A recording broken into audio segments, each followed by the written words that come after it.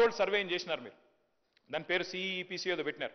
మాట్లాడితే మమ్మల్ని అంటారు కేసీఆర్ పాల్గొనలే, కేటీఆర్ పాల్గొనలే, హరీష్ రావు. సార్ మేము ముగ్గురం అఫిడవిట్లు ఇచ్చినాం, ఎలక్షన్ అఫిడవిట్లు మీ కాడనే ఉన్నాయి, ఎలక్షన్ కమిషన్ కార్డు ఉన్నాయి. అలా నేను ఓసీయా బీసీయా మీకు తెలుసు, నేను పాల్గొంటే ఏంది పాల్గొనకపోతే ఏంది, కానీ తప్పు చేసింది మీరు. ఇవాళ 6% రిజర్వ్ 6% జనాభా తగ్గింది మీ సర్వేలో.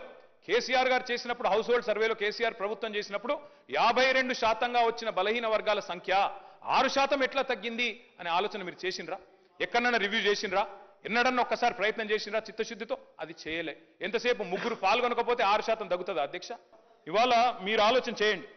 బీసీ సబ్ ప్లాన్ అని చెప్పారు, తేవట్లేదు సార్, పెట్టండి. రేపు ఎల్లుండి హౌస్ పెడతారా, ఇంకో నిమజ్జనం తర్వాత పెడతారా, మీ ఇష్టం.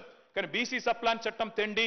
ఎందుకంటే ఒక పదవులతోనే రాజకీయంగా అవకాశాలు ఇవ్వడంతోనే న్యాయం జరగదు, సామాజిక న్యాయం. పార్టీ పరంగా ప్రభుత్వ పరంగా సభాపతి నిర్ణయం చేయడం ఒక రోజు తప్పకుండా చర్చ జరగాల్సిన అవసరం ఉంది. నేను కూడా కోరుకుంటా ఉన్నా. మీరు పాల్గొనకపోవడం వల్ల మీరు ఒక పార్టీకి నాయకులు, దాని ప్రభావం క్షేత్రస్థాయిలో పడి ఉండొచ్చు. మీరు ఆదర్శంగా ఉండాల్సి ఉండే. దానికి సంబంధించినటువంటి మీ అఫిడవిట్లను తీసుకొని రాసుకునేటువంటి విధానంగా ప్రభుత్వం అవలంబించలేదు.